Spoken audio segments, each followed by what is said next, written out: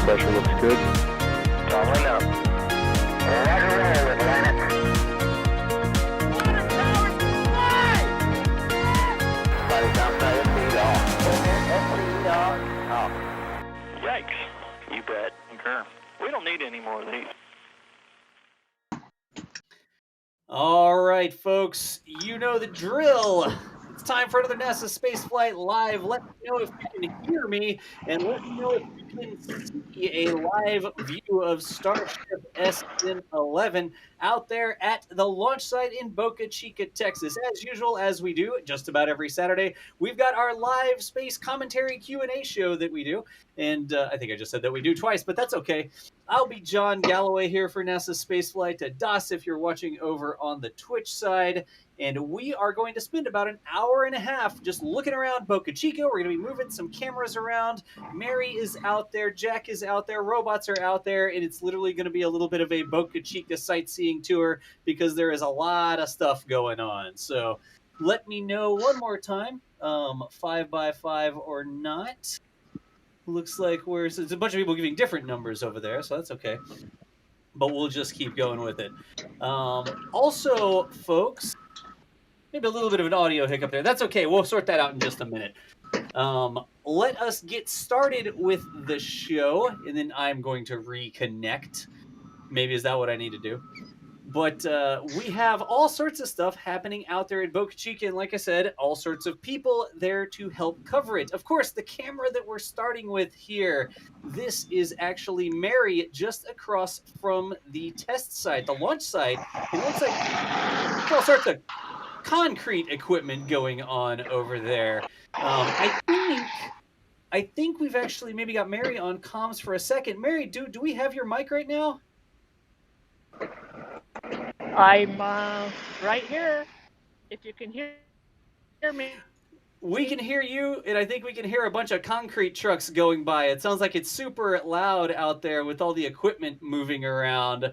But just wanted to check in and say hi. Folks, Mary is the original Boca Chica live streamer. She's been out there pulling video from Boca Chica. I mean, she was honestly there before SpaceX was.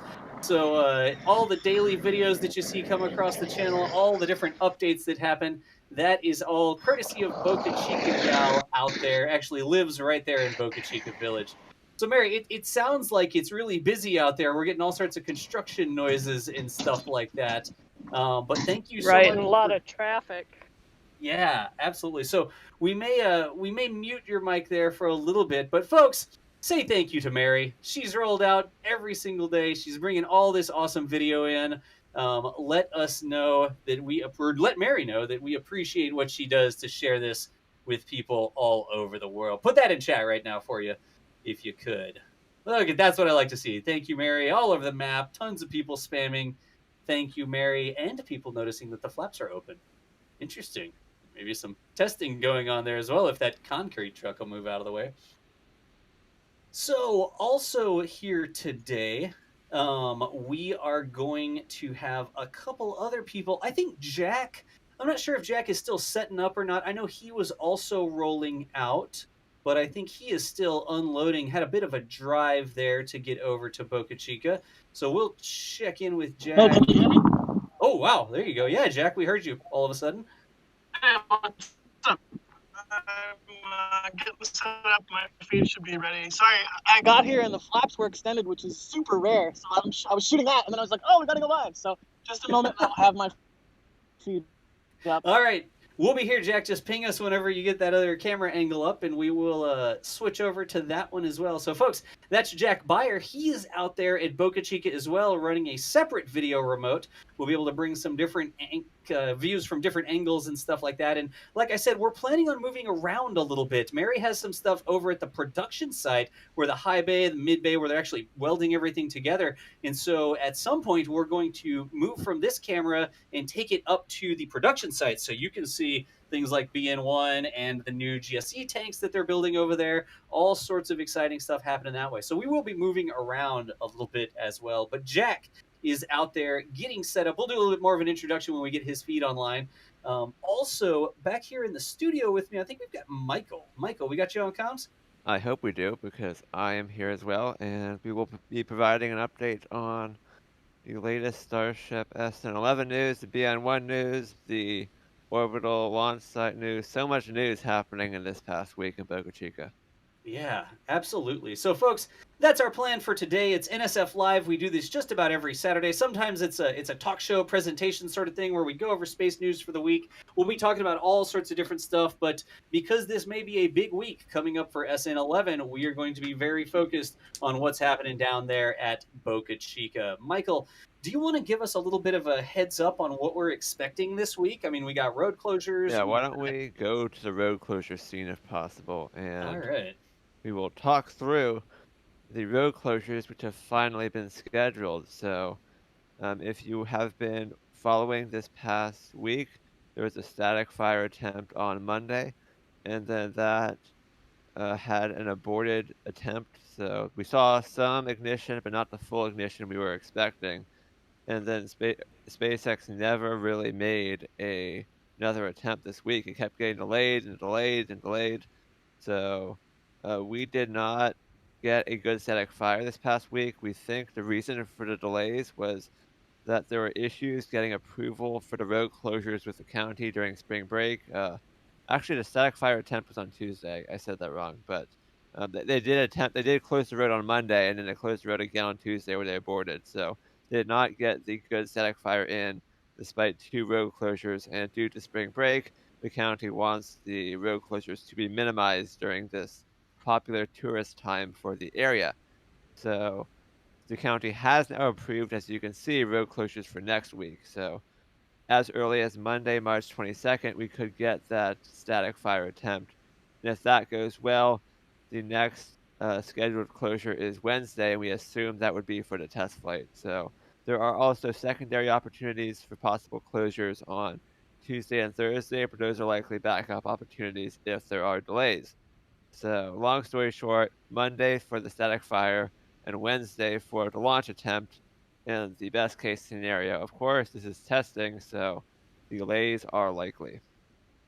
Good deal. Well, there's definitely a lot of stuff happening out there with the road closures. Of course, it took a little bit of time, like you said, Michael, to get those scheduled because closing the road for testing actually blocks public access to all of Boca Chica Beach. There's Boca Chica State Park and that entire beach out there that's a big sort of fishing area. It's sort of the non-busy beach, right? So to block that off is sort of a big deal for the county, especially during spring break, because long before SpaceX was ever anywhere around Boca Chica, South Padre Island, I would say its primary source of revenue for South Padre Island itself was tourism and spring breaking.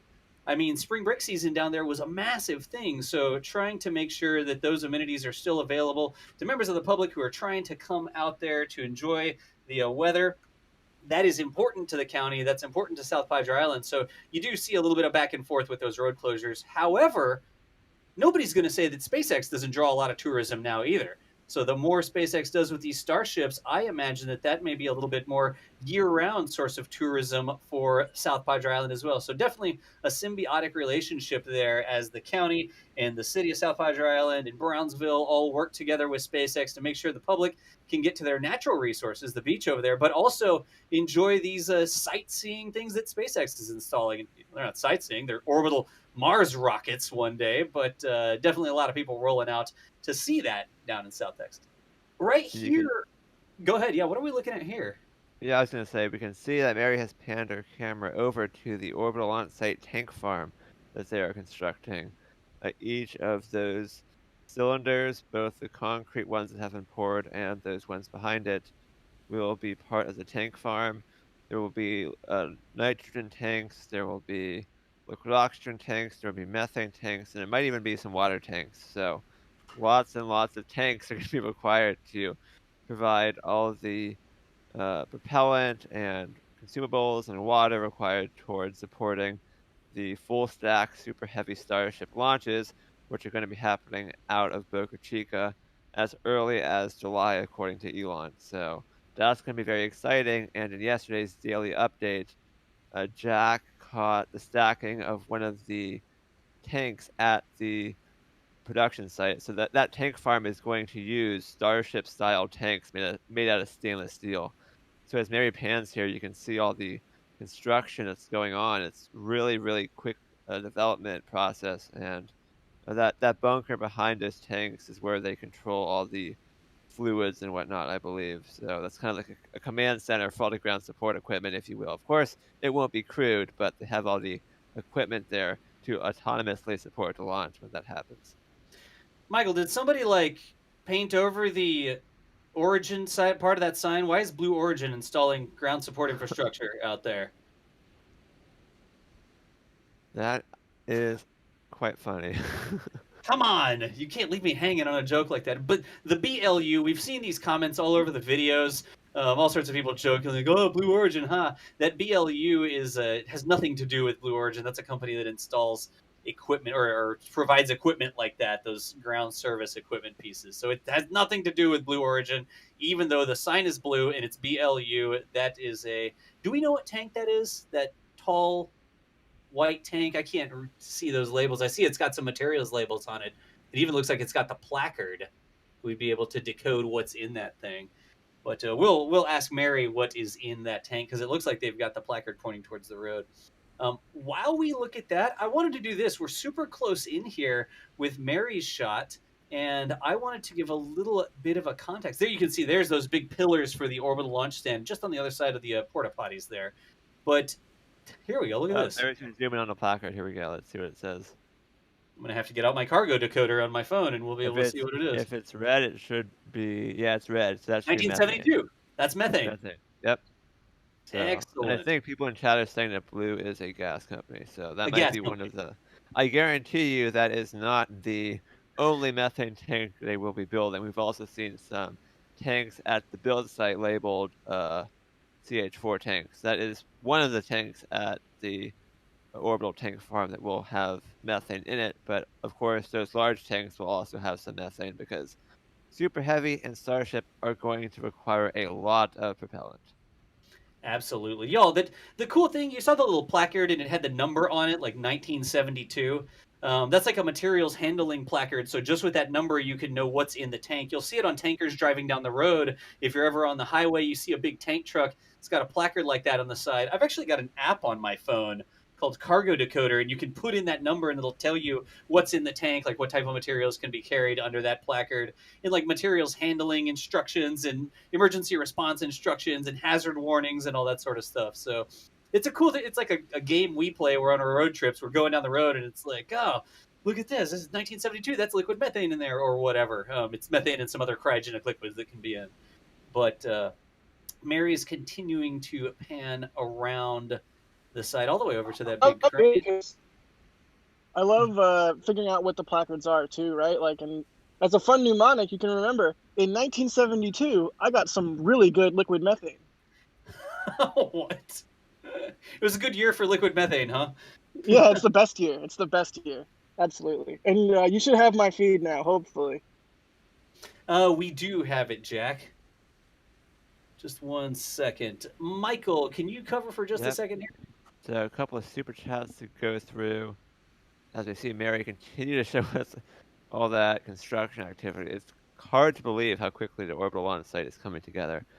But Chris says, what's this about a fire? So there was a fire at the production site around, I think, 4:45 this morning. We did get footage of that from one of our robots that we will hopefully get in the daily video today, but it was a really minor fire. We couldn't actually see any flames. It seemed to be possibly coming from inside one of the tents or structures, but did not seem serious, did not last long. I think it was just a minor fire, but that's what that was. More questions. Ryan with $5. Oh, just have some chocolate, Mary. So some sweet support from Ryan. Tony says, thanks, Mary. Your coverage is amazing. Thank you, guys. You are the best. CANP Railroad, Mary is the best as well. Jim says, thanks to Jack and Mary. Grace, thank you for the $5. And John with $5 as well. Thank you all for the support. Let's see, more questions. When can we expect completion of the launch tower? So as you've seen Mary pan around here, there is no vertical structures yet going up for the launch tower for the most part. All we've seen so far is just those foundation pillars be installed, but we do expect it to start going vertical quite rapidly because Elon said on Twitter that they will need that orbital launch tower to be able to stack Super Heavy and Starship together. So that large crane that we nicknamed Tankzilla is not going to be able to stack a Starship on top of Super Heavy. They will need that launch tower complete. So if SpaceX is targeting a orbital launch by July, that implies that the orbital launch tower will have to be completed by July. So for that to happen, they're going to need some rapid progress on the orbital launch tower. All right, I should be back now. Let me know if I sound a little bit better. I had to reconnect, I think, but that just happens on occasion. Do I sound any better now? I bet you I just needed to reconnect. We still use Discord for our backend. Maybe we need to move away from that at some point. But Michael, if I'm sounding better, yeah, good deal. Sorry about that, y'all. It's like I sounded okay to the other people on Discord, but for some reason the server that records my audio to send out to the stream was not hearing me very well, so I just had to reconnect. But sorry about that. I did the entire intro and I sounded like absolute trash. That's okay. It's just tin can microphone mode. I wanted to do this really quickly, and I wanted to give a little bit of a context as to what we're looking at. Like Mary's camera is up close and personal here, and check this out. We're going to go to a camera that's a little bit further away.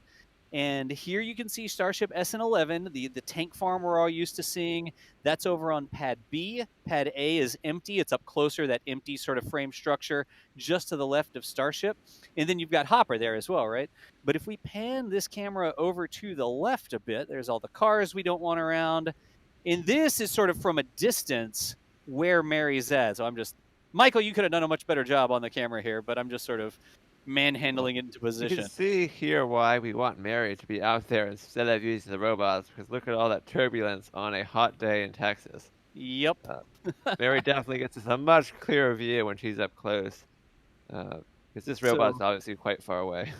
Yeah, for context perspectives, I mean, you can see the difference here. Here's Mary's view, right? There's the blue tank, and then she's closer, so she's looking up at a little bit more of an angle. The flaps are moving right now, so if we have... Are they? Oh, wow. Does Jack have a camera on that? There we go. He does. Can you get the overlay? Yeah. Yep. Yeah, it looks like they just folded in. So they are testing the flaps right now. So many things happening. We cannot even keep track of all these things happening in Boca Chica. Of course, as soon as I panned the other camera away, that's when they started moving the flaps. And Jack, you should have 2 more assets online now too. Looks like they're talking to me again. So. Great. Hopefully, sorry, Michael, actually. Like a robot. Yeah. Michael, I was telling you those other cameras should be back. Oh, cool. Yeah. So I will work on moving those cameras around. Cool. So this is Jack's perspective over here. And the flaps just moved out. Yeah, they just moved out again. This is awesome. I don't know how long I've spent here cumulatively over time, but I've never been able to catch a Starship with its flaps, all of them fully extended. I've seen the bottoms one out, I've seen the top ones out, but it just seems really rare that they have them all out and they test them like this. And I'm so floored right now. I'm just riding the adrenaline wave of having caught something new. Yeah. It looks cool. Like they move faster than you anticipate. I mean, they can move them at different rates, but if they want them to really change position, you can really see those flaps go sometimes. Oh yeah, and they're doing like little wiggles with them. Like they'll bring them to an extension point, and then it'll like shake almost like quiver. I don't know if that's like part of what they're testing some kind of actuation. How rapidly will the motor respond to commands or something like that, but. They have the ability to throw those things around if need be, for sure. Yeah, they'll definitely move fast, especially up in flight. They have to react pretty quickly sometimes. So yeah, I think exactly. Mary may have grabbed the other camera and is getting it from another angle as well, if I'm not mistaken. So that's just a cool shot of Starship just in the middle of it. Can I say it looks fake? I don't know. It's like perfectly framed right in the middle, and it's like bang on, like. Maybe yeah, you can definitely say it. I mean, even Elon tweeted the other day. He said something like CGI or the simulation really struggled to make that CGI look good or something like that in relation today. Yeah, I saw that. The I saw that recap tweet. video that SpaceX posted, which Yep. honestly, And we're sort of so losing you a little bit there, Jack. darn Like cool. you're sort of coming and going there. Okay, noted. Yeah. All right. So again, folks, it's our Starship sort of just update. We're just hanging out. We're doing this in place of our normal NSF live show, or I guess we're doing a Starship update as NSF Live this week. We're the NASA spaceflight team. We do all sorts of different live coverage on spaceflight activities, and we've got multiple live cameras, both crewed and uncrewed cameras. Mary's out there, Jack's out there. We got a couple robotic cameras online that we can look around. And literally today, we're just doing Q&A, talking about what's going on with Starship SN11 and what to expect this week, as we also hang out here and can see some of the tests that are underway as we speak. Check it out. Here's Mary's angle. You can see the thermal protection system, the TPS, those black tiles on the belly of SN11. Sort of from Jack's perspective, that's looking at as it's skydiving, that's looking at the back, like the top, I guess you could say. And then from Mary's perspective here with the TPS on it, that's the belly, the underside, the sort of part that's falling towards the Earth when it's doing that belly flop maneuver. But we expect at some point to see a Starship that has an entire side covered in thermal protection tiles. Any guesses on what number that's supposed to be, Michael? I mean, we know 15 does not have the tiles. I don't think. I'm not sure if we've seen any, or if we know which sections the Jack. I think in one of the dailies that Jack shot, he got some of the installation of the heat tiles. I'm not sure if we know which Starship that was for, but you can see on these two shots we have from Jack and Mary right now, from Mary's angle, you can see they have all those heat shield tiles, but then from Jack's angle as well, on the left-hand flaps from Jack's perspective, there are tiny bits of heat shield tiles, and of course that is the side opposite to the part that we'll be re-entering, or getting the bulk of the re-entry heating. So that's kind of interesting. They might just be, testing how well the flaps stay, or the heat shields stay connected to the flaps. I'm not quite sure why the heat shield tiles are on that side, but we'll have to see how that plays out. Yeah, I'm really curious what kind of blanketing or material will go on the leeward side, if any, or if it'll just be bare steel. Or, we really don't know what these will look like in their final form. We're such in the early days of prototypes. They can look completely different in a year or two, in terms of being covered in TPS or what have you. Yep, and then let's see some more questions. We're getting lots of questions about why there are heat shield tiles on that side, but I don't think we know the answer for sure. They might just be testing. It's also possible that some of the heating will kind of wrap around the sides of the flaps, like we saw on, Space Shuttle Columbia had pretty conservative heat shield tile placements because they were not quite sure where they needed them, so it kind of had a lot of tiles wrapping around the edges of the flaps. But I mean, on that one on the forward flap, Jack, it is almost in the center, so I'm not quite sure why it's there. More questions. How do they control such a tall rocket straight during and after liftoff? I mean, I think they just have fancy guidance control systems and whatnot, and we've seen SpaceX is pretty good at controlling rockets, whether it be plummeting through the atmosphere or belly flopping through the atmosphere or whatever it is. SpaceX is pretty good at controlling objects. More questions. Where is Chris so he can wrongly estimate SN11's flight date? I know you're not online, Chris, but if you want to make an estimate on when SN11 can fly, let us know in chat.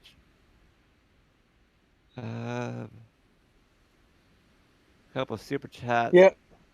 Jack, can you explain the 1972 reference, please? I'm not following. It was a methane thing. It's like the placard number for methane because they're 4-digit numbers, but it's also a year because 1972 is a year. So he was joking about, oh yeah, 1972 was a good year. That was the reference there. Yeah, I don't know. I kind of, maybe I'm in my head. I'm thinking of like the Frank Sinatra song. Like when I was 17, I bought some very good beer, or it's like something like that. I don't know, but yeah, it's just like it's just like a mnemonic, 1972, really good year for methane. So if you ever need to remember what a 1972 placard is, just think that was a really good year for. I mean, no, the best methane came from 1972. So I don't know, stupid dad joke. Forgive me. Something about like the weather affecting the make methane out of grapes, cows, I Cow guess. I don't farts. know. Yeah, there Yeah, you go. there you go, something like that. Again, folks, these are both live views from Boca Chica. You're probably seeing them about 7 seconds shy of real time right now.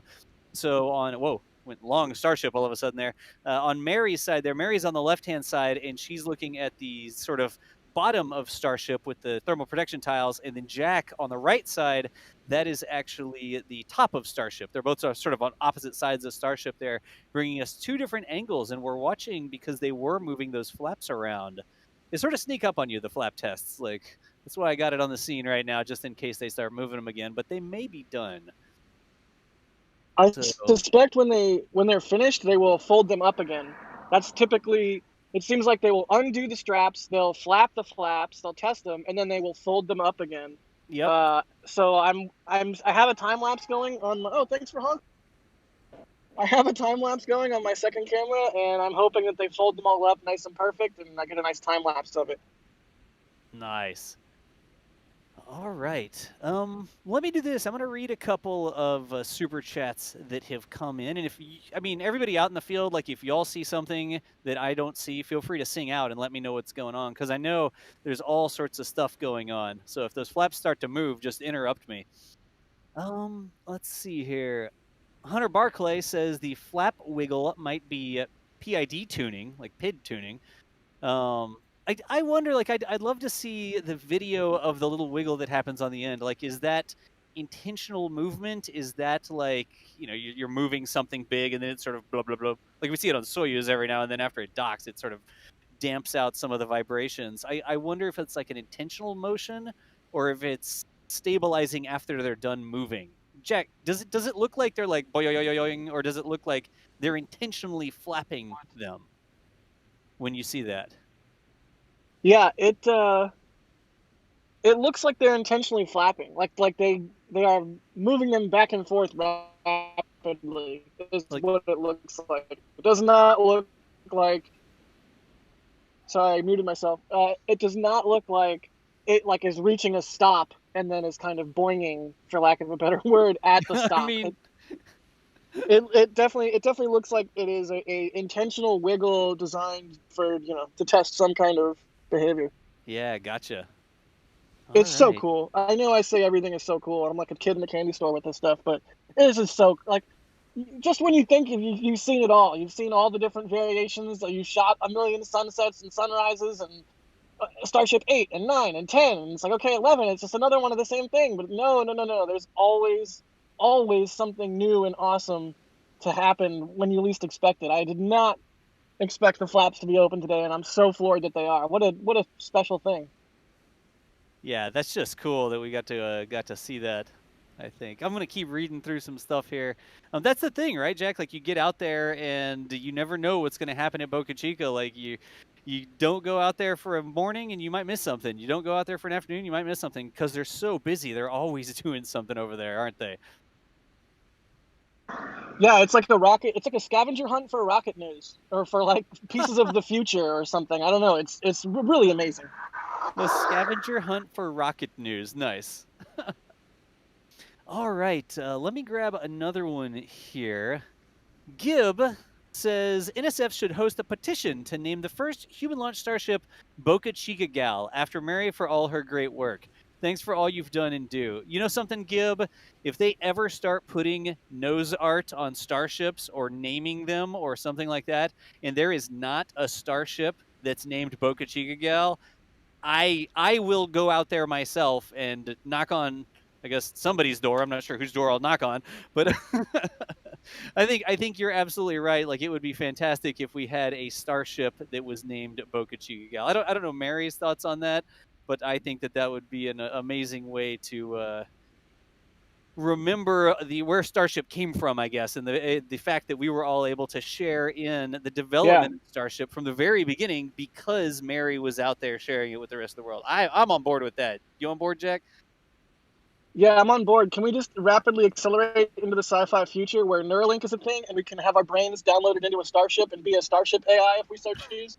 Well, that's a little bit more than nose art. Like having your brain downloaded into a starship is it's a long way between those two goals. But I mean, hey, maybe we'll get there one day. It's a lot of Yeah, sci-fi about I know that's a little bit off the deep end from what you asked me, but I don't care. I am riding the adrenaline wave of having a new thing in my camera lens today, so apologies. Oh, don't ever apologize for that, Jack. As long as you share what you're seeing with the rest of us, I think we're all good. We understand. Here's a good observation, Doss. Yeah. Andrew says the TPS on flaps appear to be in areas of Starship where engineering cameras can see them during flight. Ah. If you think about it, we do see those live videos on the SpaceX webcast of that side of the flaps. So to me, that might be a possible theory. That's a really good observation. Yeah. And is it the case that I think it's two separate size tiles, right? It's like big tile, little tile kind of thing. Just seems like a really valuable way to test and observe as you test. Yeah, we've seen a couple different sizes installed on the side. I mean, there's all sorts of different ways that they install it. We've seen a couple different size tiles installed. Looks like they're practicing for going up the nose cone as well, because they'll need some TPS up on the part of the nose cone where it starts to taper and get smaller, right? You can't just have the same size tiles. You got to sort of get smaller as you go up. But that is a great point, especially because of the way the flaps move whenever it's in flight. So the flaps don't go 180 degrees in both directions. They sort of have this deployed position that we see right now where they're flat out to the sides, almost like airplane wings, right? And then they'll fold up. And they'll sort of, on Jack's view on the right-hand side, they sort of come towards the camera. It's almost like the skydiver configuration, right? So I wonder if you had a camera on the other side, the flap would be folding away from you. And it would fold out of your view. You wouldn't be able to see what was happening. But if you put the tiles on this side, the flaps are actually going to fold up towards the camera, and you'll still be able to see the tiles when the flap is moving through its range of motion. I wonder if that's why we see tiles on that side. That's a really good observation. Yeah. And also some Boca Chica news. It looks like, I don't know if this photo was taken today, but NASA astronauts were at the pad recently in Boca Chica looking at Starship SN11. I don't know if Mary or Jack saw any blue suits walking around out there today, but it looks like there were 4 NASA astronauts in Boca Chica. Cool. Not today, but I have been down here and seen blue suits, and actually Chad with some of it. We're getting about half of that, Jack. We're pretty tough signal on you right now. Hey, I need to figure out if Jack is at his Land Rover, because if Jack is at his Land Rover, we just need to mount like a massive antenna on the top of the Land Rover that he can connect to while he's out there and use that for his comms. Yes, please. I think honestly, both Jack and I need to add that to my project list, like a mobile vehicle antenna that we could put on top of the van and the rover and let them use that for internet access as they drive around. We had a little thing we were trying with Mary before, but it was like one of those booster things, and it sort of helped and sort of didn't help. But I wonder if a big dedicated antenna would work better. I'll add that to my project list. Work on it. Not many things to do right now, so we can probably get that. Right. Ryan says it might be a stupid. It seems like a stupid question, but why is there no SN12, 13, or 14 keep up good work? I think they just were making progress faster than they could launch the Starships. So rather than launch Starships that were not quite as good as the current build quality, they just skipped towards SN15, which is more advanced than SN12, 13, or 14 would have been. So I think the production cadence. Go ahead, Jack. Starship just vented like crazy. That was awesome. Like super loud vent. Interesting. It might have been the tank. It might have been the tank farm. I'm not sure. Either way, super loud vent sound. Something vented. Yes. Long story short, SN12 and 13 or 14 were not quite as fast or as advanced as SN15, which is already coming along quickly, so they've skipped to SN15, and I think they might be skipping some more upcoming prototypes, so expect that to continue. The name's Dave says, "Hey guys, with SN15 to 20 being in production, which Starship do you think would be the first to go supersonic? What do you think, Das?" Supersonic. Huh. I think they're going to have to get to the higher altitude tests. You know, they call them these high altitude tests, but only going up to 10,000. I think they're going to have to go higher than that before they get supersonic. I don't see you going supersonic and then stopping at 10,000. You know what I mean? So I think that's probably going to be dictated by the first one that pulls that higher altitude mission. Does that make sense? Yep, and I mean, yeah, that would be a rapid acceleration and a rapid deceleration to try to get to supersonic Yeah. in 10 kilometers. So that's Not probably even not going to work. sure if that's a thing or not. Yeah. Yeah. And I don't know if another part of your question, I don't know, is if you mean supersonic on ascent or supersonic on descent, because those are kind of different things, but we'll see how that goes. It'll definitely be interesting to see them do the belly flop at supersonic speeds as starships re-entering the atmosphere. That might be a bit different, maybe more challenging, but we have not seen any indications yet that SpaceX is planning to go higher with SN11 or SN15. So far, it seems like both of those will go to 10 kilometers as well. SpaceX's current priority is just getting that final landing, burn, and flip maneuver more routine. I mean, it's going to be a while until it's routine, but they're going to have to make it routine if they're going to be flying these things like crazy. So they've got to practice that a lot. Yeah. Really quickly, Michael, I brought this up. Let's see here. I did get the ability to show this really quickly. Give me just a second. Here we go. Here's that the photo of the astronauts that we were linking up. That's over on Instagram. Yeah, So- Christina Cook tweeted that on Instagram, I think. So Yeah, that's what we were talking about there, y'all, with the astronauts visiting the site. It looks like it was posted just 46 minutes ago, but it may have been like from a couple days before where they actually took that photo. But it's really cool to see NASA and the NASA astronauts being sort of involved and engaged with what's going on down there at Boca Chica. You know what I mean? yep, and looks like we just got a Oops, my bad. new TFR. 1 second. Cool. Michael is checking before I say what it is.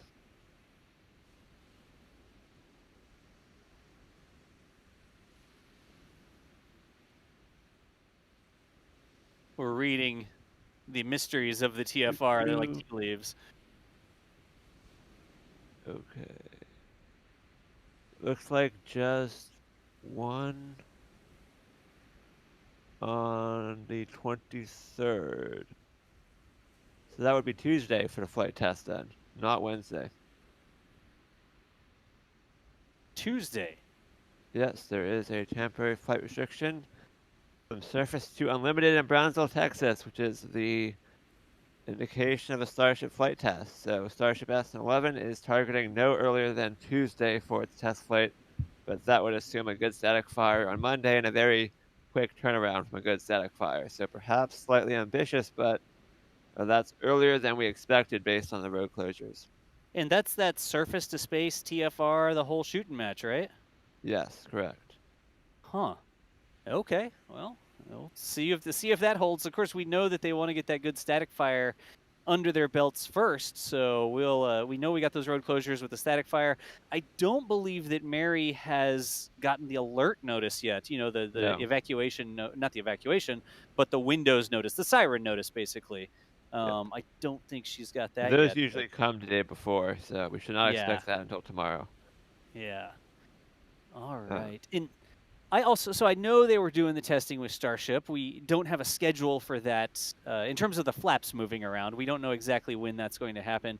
And I also know that Mary wanted to show us some stuff up at the production site. So I'm going to check in with her real quick and see if she She just told you that she would like to move. Oh, so I gosh. think I think we will go to Jack and a robot maybe for a bit, and Mary will go up to the production site, and we will take a look at booster number 1, which was recently stacked, and perhaps that ground support equipment tank that Jack spotted yesterday. Sounds like a good plan to me. So we'll clear off of Mary's camera there. This is Jack's camera again. And Mary, you're clear to move over to the production site to show us those up-close views. It's sort of hard to get an up-close view of booster number 1 because the thing is so huge. But let's see if she Yeah, gets really moved up. the only angle that is good. Yep. Sorry, I'm muting myself as cars go by. The Oh. only angle that is good is kind of there's tents in the way. It's sort of hard to get a full entire shot of the whole booster. There Yep. is a way to do it, but it's kind of a tricky angle. And to get kind of a fully frontal image of booster number 1, there's going to be something in the way, one way or the other, and you're going to be kind of far away. It's a very shooting into the high bay and shooting into the mid bay is very challenging. To actually get the view inside. Yeah, because partly just getting the right angle, and then also because they're in the high bay and they're shaded, and because it's so bright out here, to get a good exposure for an object that's in the shade and not overexpose the sky is it takes some doing. Yeah. This is just people tromping around in the foreground. Is that like somebody over taking pictures or something, Jack? Yeah, it's spring break right now, and there's normally a couple cars. That guy is taking a whiz. Oh. Whoops. Well So then. let's go to the other camera. Okay, thanks BTV there, Bot person. has a shot it's of the just- production site right now. Which Was that one? cameras? He was just squatting and taking some photos. Oh, he was mind. just taking a photo. Okay. Okay, Thank we're you. good. We're not getting demonetized. That was not actually Thank goodness. No, yeah, he was. It looks like he was holding a lens really down low or something. Like to get some sorry about shrubberies that. in or something. He was All doing right. John Krause. Okay. For Okay. a second there, I was like, what are we about to? Oh, That was thank goodness. photography, Anyways. not personal hygiene or whatever we refer to that as, I guess. All right. Anyways, folks, we're just hanging out here today. We're doing NSF Live, just Q&A about what's going on at Boca Chica. Like Michael was saying, I'm going to keep repeating this because people always want to know. Like Michael was saying, we have road closures for a potential static fire tomorrow. We have not heard about the siren notice, but they usually get that the day before. I bet you when Mary goes back home, she may have one of those at the house for the day, and Mary will let you know if she gets something like that. Make sure you follow her on Twitter at Boca Chica Gal. One of the mods put Mary's link in there if you could. And be on the lookout for that, because that notice about the siren is what's going to tell us if we'll be expecting a static fire tomorrow. And then Michael was just talking about TFRs, those temporary flight restrictions that closed down the airspace. And it did look like we had a airspace restriction from the surface to space, which is this high altitude Starship test area for Tuesday, if we were reading that correct. It was Tuesday, right, Michael? Yeah, it was Tuesday, so still It a was long way to Tuesday. go. A lot of other indications that we need to see, but we have a possible road closure and that TFR scheduled for Tuesday, so it's not impossible. But a couple more super chats. Zionton, I think, says, how concerning is it that Starship does not have a crew escape system? That's definitely one of the pressing questions right now. It's hard to say if it will be a problem for them or not. It might be something that NASA is going to want. We'll see how that plays out. But as of now, we've not heard of any plans for a crew escape system. Rough Rider says, what SN Starship are we looking at for full heat shield tiles? Yeah, I'm not sure. Maybe SN 19 or 20, I'm not exactly sure, but definitely one of the orbital starships. And I mean, in our recent article, we said that SN 20 was going to be the first orbital starship. So at a minimum, SN 20 will have to have the full heat shield. Will there be a starship before that with a full heat shield? I'm not sure, but definitely something that will be coming soon, I think. Dilbertson says, "What will be a full TPS? What will a full TPS do to Starship center of mass? Will that affect vectoring slash fuel beyond just additional mass? I mean, it will have some effect because it does not weigh nothing, but I am not sure how heavy that heat shield tile system is. I don't think it's too heavy, but it will definitely have some effect." Brian, thank you for the $5. Dan M with 19.72 in his super chat. 1972 was a great year for me. I was born. I thought it was a year of the dragon, but it seems it was the year of methane. You earned a super chat. Thank you so much for the 1972, Dan M. And Attila, thank you so much for the super chat as well. I'm confident about the hardware side of Super Heavy. I just don't see how they will launch multiple times a day, predictably. Not even a Falcon 9, if I'm honest. Thoughts?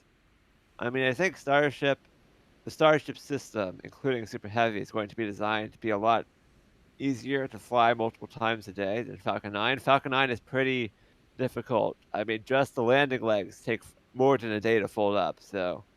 But the super heavy Starship system is going to be designed from the get-go to be able to fly at a high cadence, and we'll see how it plays out. I don't think they're going to start flying that quickly from right out of the gate, but presumably, pretty quickly they will ramp up their flight rate per vehicle fairly soon in the program. Yeah, I will believe that that's possible when I see a super heavy booster land back either on the launch mount, like being caught by the tower, or landing on a landing pad directly next to it, so a single crane without rolling anywhere can pick it up and put it right back on the launch stand. That's when I'll believe that they could do quick turnarounds. I know Elon wants that to be the case, but I think it's one of those situations. It's a long way between I love you and I do. Here's this idea.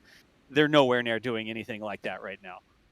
Yeah, I mean, another advantage too of the Starship system over Falcon 9 is that the Falcon 9 uses kerosene, which produces soot when you burn it. So there is more refurbishment that has to be done when you have to clean out the engines and whatnot. But methane, and liquid oxygen burn clean, and you can see that in the photos. You got that bright blue, clear flame.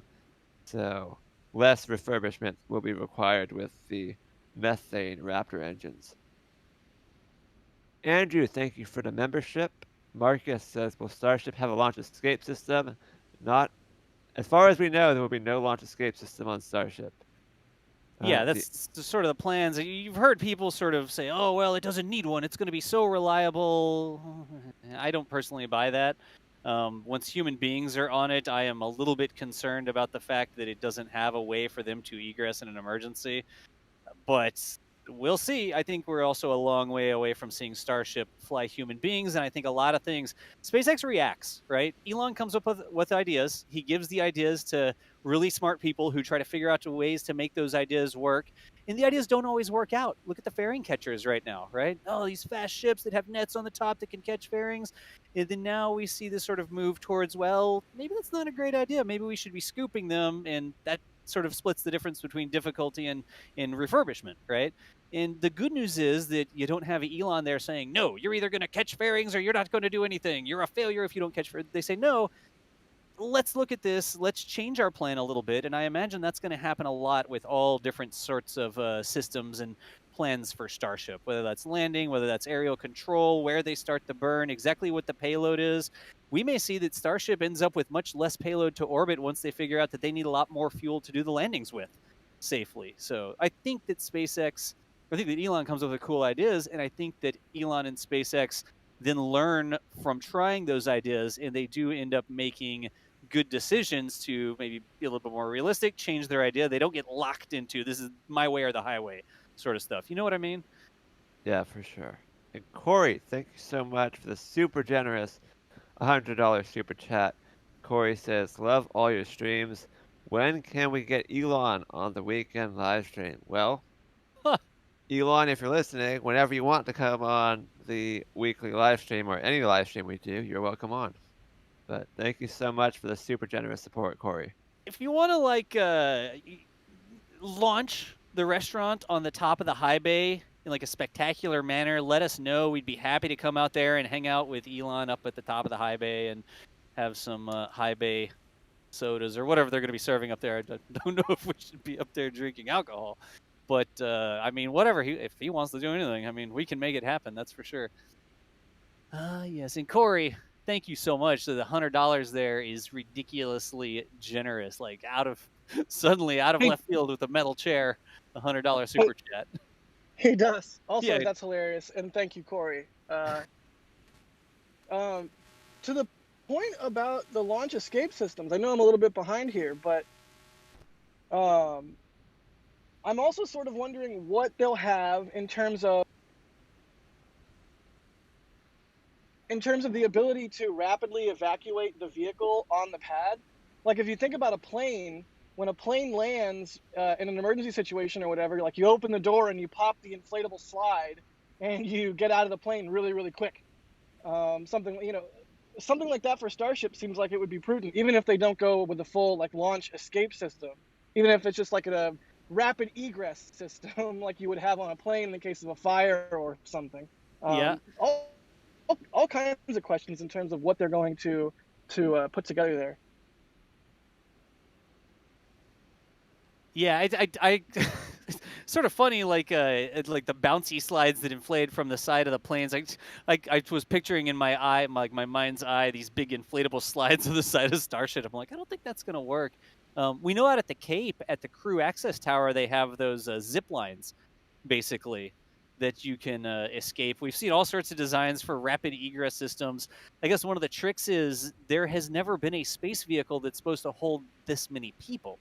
So even if you get up to 10 people, 15 people, 20, 50, much less once you get to 100 or something like that, there's never been an actual space vehicle that sits in a vertical orientation like this that's supposed to hold that many people. So it'll be really interesting to see how that sort of shakes out, like the safety systems that they come up with to get people out of the plane rapidly. Now, some personal experience on that, I was actually stuck on a plane once because there was a fuel spill underneath the plane. When they were fueling the plane, they spilled a little bit of fuel, and they would not let us off the plane. The safest thing to do, they said, was to stay on the plane, nobody move, and they were going to clean up the fuel spill right out from under us, instead of, move the plane or get all the people off or whatever.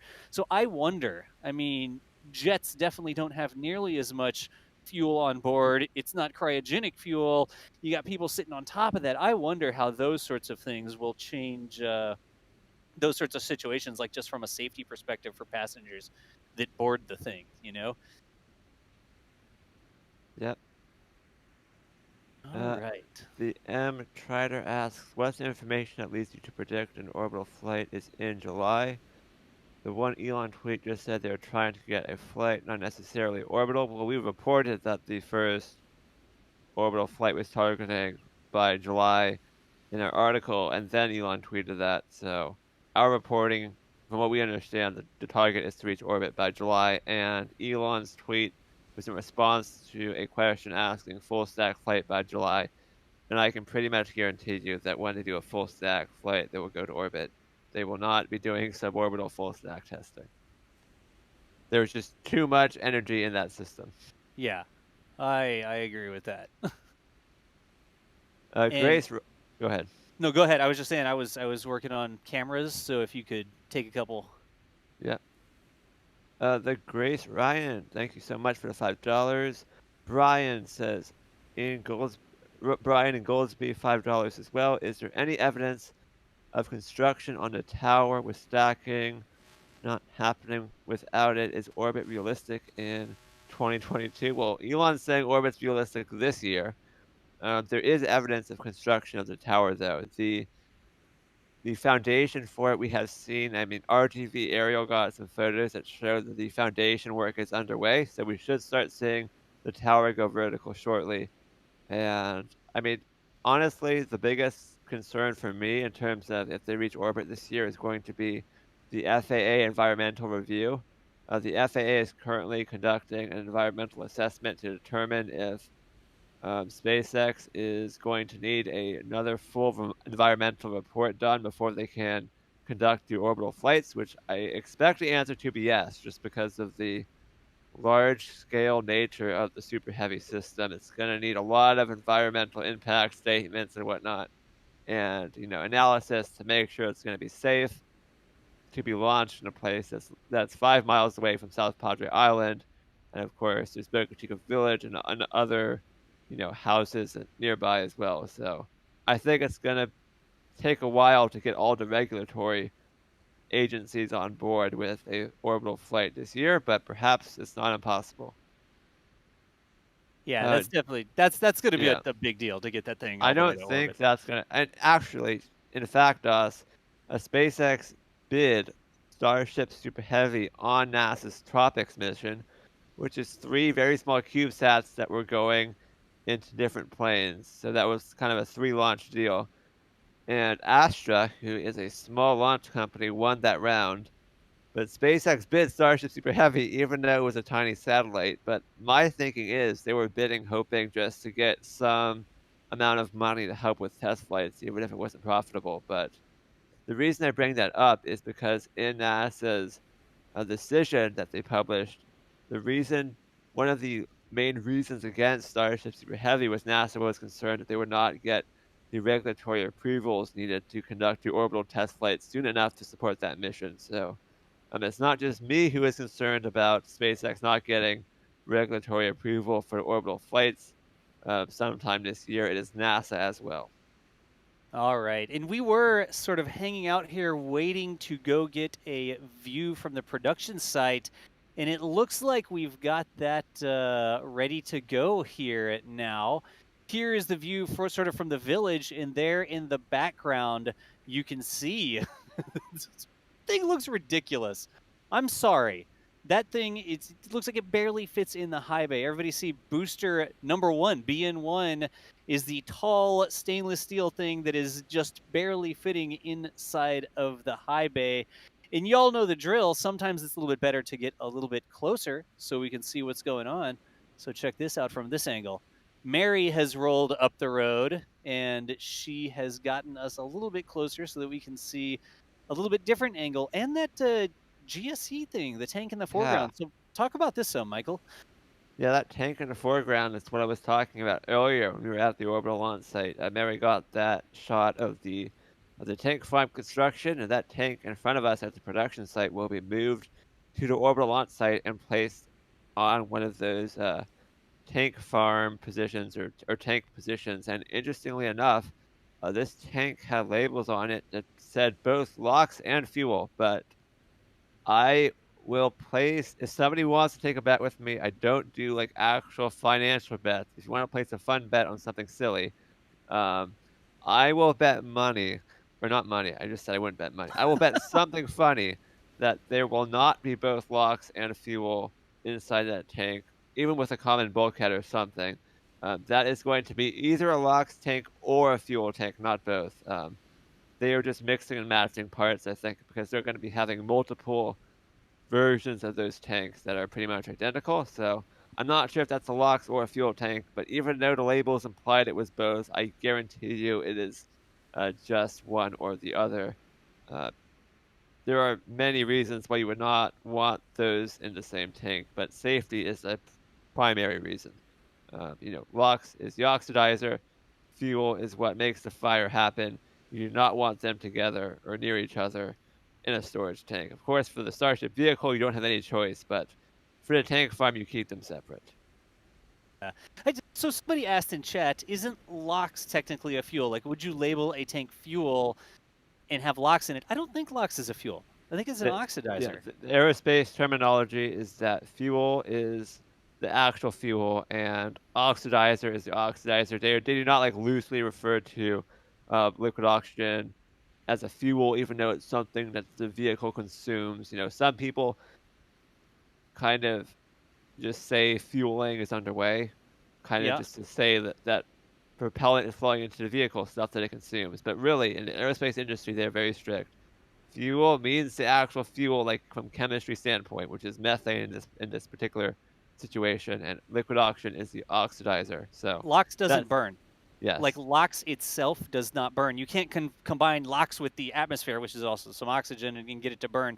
A fuel is something that will oxidize rapidly and energetically, here with the liquid oxygen. If you have a fire, your fuel is like the wood. It pulls oxygen out of the atmosphere, and those are the two parts to your combustion, right? So in Yeah. the rocket engine, the fuel is the RP1, kerosene, methane, hydrogen. That's the fuel, because that's the part that is going to rapidly oxidize with an oxygen source, here liquid oxygen, and create the stuff that you throw out the back of your rocket so that your rocket gets pushed forward, et cetera, et cetera. Yeah. So the correct term, if you want to refer to both of them, is propellant. They are both There you the go. propellant. So if you want to say that stuff is being loaded into the vehicle, and you mean both of them, the correct term is propellant loading, not fueling. You'll see a lot of people make that mistake. Fueling means, for Falcon 9, for example, that the fuel is kerosene. So if you say Falcon 9 is fueling, that means kerosene is getting put into Falcon 9. And if you say Starship is fueling, that means methane is being put into Falcon 9. It does not mean the oxidizer is being put into Falcon 9. But if you want to say both or one or the other, propellant loading is the correct term. Yeah, I like this. It's like oxygen doesn't burn, it makes other things burn. This is from Twitch chat. And then it's just the same as water isn't wet, it makes other things wet. Yeah. Yes. But we can also see, and this is going to be another thing we need to talk about, the super heavy booster you can see on the right-hand side of your screen. You can see the full high bay right there, and that booster is pretty tall, and it's pretty close to the top of the high bay, and there's not much space for an additional ring. Well, why does Michael bring up an additional ring? Well, when SpaceX lifted the liquid oxygen tank, which is the top half of Super Heavy, on top of the methane tank, which is the lower part of Super Heavy, they left behind one ring on the liquid oxygen stack. And that ring, we believe, was actually supposed to be part of Super Heavy because it had plumbing on it. It was not just a, standard ring that could have been part of the support stand. So we think that they may have had to cheat and cut off one ring on Super Heavy. And you can see on Mary's camera there on the left, it's really hard to say if they could fit one more ring on top and still be able to get it out of the high bay. It's possible once they move to that bridge crane, they might have additional clearance at the top to get that ring on top. It's still unclear if they will be able to get it out, but Elon tweeted that the high bay was built to fit Super Heavy, and we're wondering why Super Heavy has 36 rings right now, and we expected it to have 37. Even before we saw that ring get removed, the Starship renderers, Brendan and Raphael, both were expecting 37 rings, I believe. So, kind of interesting why one ring was left behind. We think it might have been necessary to be able to stack them together in the high bay. So not sure how that will play out in the future. This is a Pathfinder, though. It is not going to fly. So perhaps that was a trade-off that was possible for this Super Heavy. But of course, if that is something needed for the orbital version of Super Heavy, they might have to make some changes to how they stock these things in the future. But that was really interesting. That was a surprise.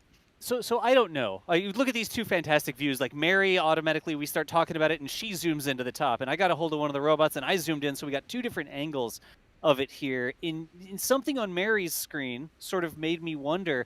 You know how they have the sort of load spreader at the top that connects to the top of the tanks? I wonder if that spread would not have fit with Tankzilla reaching through the top of the high bay. And like normally a super heavy booster would fit if the bridge crane was installed, but because it was Tankzilla reaching through the top and that load spreader was there, I wonder if there was something about, oops, it's not actually going to fit with that extra ring. Because look at the robot's angle. The robot's angle makes me think that another ring would fit, right? But then on Mary's angle, you can see how that spreader works. There's actually the spreader that reaches up above the top of that, and then it's like a point that comes up to where the crane connects. And I'm wondering if there wasn't some sort of clearance issue moving around in there because they didn't have the bridge crane in place yet, and they were having to do it with Tankzilla literally reaching through the top of the high bay. I wonder if that's what happened. Now, of course, maybe the path they needed to find was whether or not they could put Super Heavy in the high bay. Certainly somebody had measured it, but then you don't remember, oh, well, the feet are this tall, and then the spreader at the top is this tall, and then the crane has to reach this way, and then the block is this big. And I'm wondering if there wasn't one little part of the equation, especially with the side-to-side movement, where you can see those, I don't know if I'm going to call it the parts of the restaurant or what, but from Mary's view, that structure where the high bay isn't just tall all the way across. It's got sort of like two lower parts, right, on the two sides. I wonder if there wasn't a clearance issue, and that's what caused them to have to, take a little bit off the bottom. Yeah, and I mean another indication that suggests that there was supposed to be an extra ring is that this is quite a bit short from what we understood to be the height of Super Heavy, which is 70 meters. I think I could be wrong. I don't want to say something wrong. I think Brendan or Raphael had measured it, and it's about 65 meters right now, Yeah. which is a bit off 70. So that extra ring would add a couple of meters, and then perhaps the Raptors are sticking out at the bottom, or there's possibly some landing legs on the early prototypes that might take it closer to 70. But they might end up at 69 meters. We'll have to see, but definitely it was supposed to be taller than 65 meters. Yeah. And again, it's certainly, like we said, right now, I would use the terminology SpaceX is sort of using expedient infrastructure, right? You've got the big Tankzilla crane, you don't have the bridge crane installed yet. And you roll it out to the launch site because you don't have the big fixed pillar crane that they're going to build for the orbital launch stand. And so you have this mobile temporary crane. That's sort of expedient. It gets the job done for now, but it's not the long-term infrastructure that you would actually operate with, right? So I imagine that you have plans for this long-term fixed infrastructure that you're building out, and maybe your field expedient infrastructure doesn't always fit into that exact same plan. So you build a high bay that's this big, that's here's all the different sizes, and here's how these things fit together, and then our booster is designed this way, and maybe the temporary infrastructure doesn't always work with those long-term plans. You know what I mean? I mean, the fact that the crane is lifting lifted the liquid oxygen stack through the roof of the high bay tells you just about all you need to know. Yeah, I agree with that. The crane was not supposed to lift it through the roof. Elon even joked about that on Twitter. What did he say? I have to find a tweet, but that was a field expedient as DOS used. Okay, Elon's tweet was the ahem reach around. So yeah, that was not the plan from the beginning. That was the bridge crane is not here quick enough. We need a solution method. There we go. Yeah, there you go. There's a crane lifting through the roof, but yeah. And then Mary doing the gratuitous pans. This is that new GSE tank, right? yep. So that is pretty interesting, and I'm wondering how tall it's going to be. I'm not sure if there's a bulkhead at the bottom yet, but hopefully it's not going to get in the way of any of our robot views. That's what I'm most worried about, of course. I want clear views of that super heavy pad, but we'll see how tall it is. Yeah, that's actually really a cool looking. It's cool looking. It's not like a normal tank that you could see. It's just taking some of the infrastructure that they built for Starship, practicing welding things together, and then turning that into actual infrastructure. I wonder. I don't know, but I wonder when they have tanks like that in the tank farm, are those tanks insulated in any way? And I wonder if we're going to see some sort of insulation put on the outside of this. Is this a temporary top-off tank and then they move it into more permanent storage? Like, I'm really curious about the So- stainless steel versus the normal tanks you'd see. I understand that is the exterior layer, and there'll be two layers. So what you're looking at right now is the outer layer, and then there will be an insulation layer inside. Inside, okay, so there would be an so insulation that layer is the outside of the tank, and that's why you can see those pipes and whatnot on the exterior. Aha. Okay, good deal.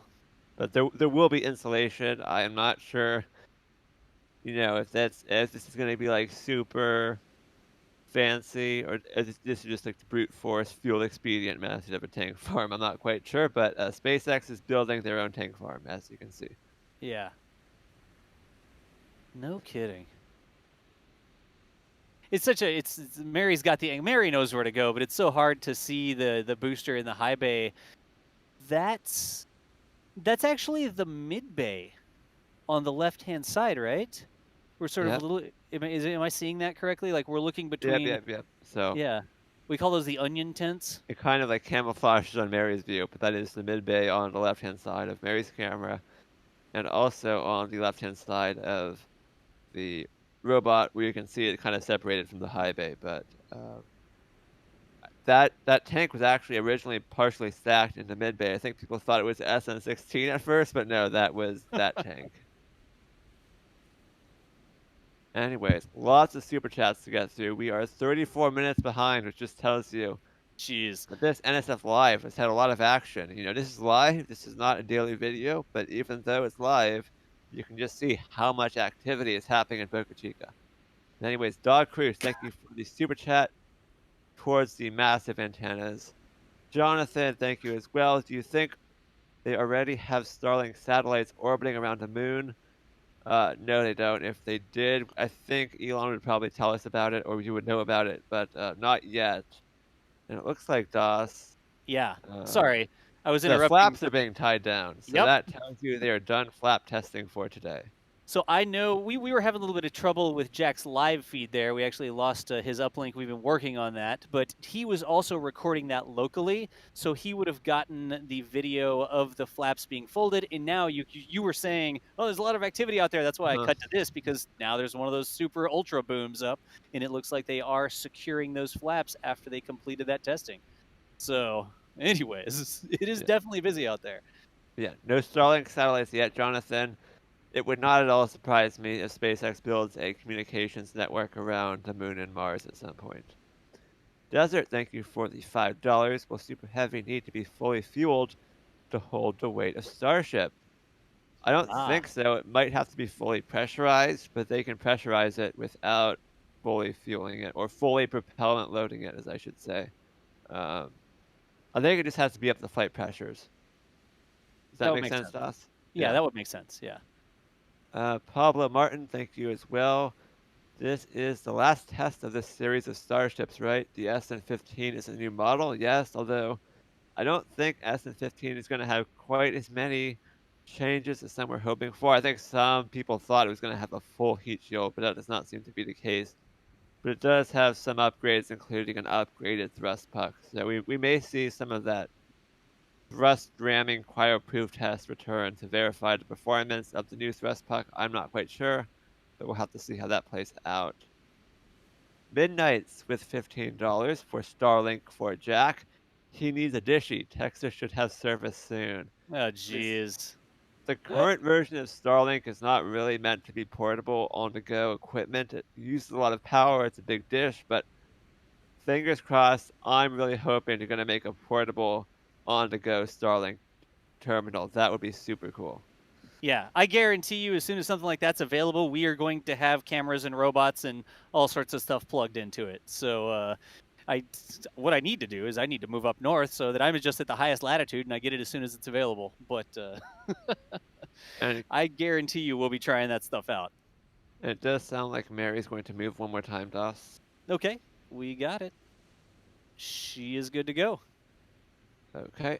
I just so happen to be over there clicking in that interface. You should have my feedback as well. All right, Jack, let's have a look here. Thank you for working on that, by the way. Raziel, thank you for the membership. Jay Rich, thank you for the $5. VJ says, just to thank you guys for the amazing updates and live streams. Special thanks to Mary and Robo Jack. Thomas says, instead of Starship tankers, why not Orbital Fuel Depot? Like in For All Mankind, where Skylab refuels orbiters so they can fly to lunar orbit. Someone actually tweeted that at Elon today or yesterday, and Elon said that might make sense for the long-term future. But they are going to have just, I think, Earth-based tankers to start with, but I'm sure as they expand out into the solar system, they might have tankers flying around all over the place that are perhaps even larger than the current Starship vehicle.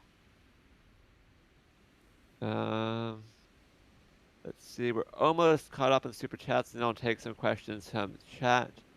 CA&P Railroad with $5. Can you imagine the amount of throttling down Falcon Heavy has to do for 3 CubeSats? Sounds like a really good name for it. We can hardly hear you, Jack. Yeah, we could hardly hear you, Jack.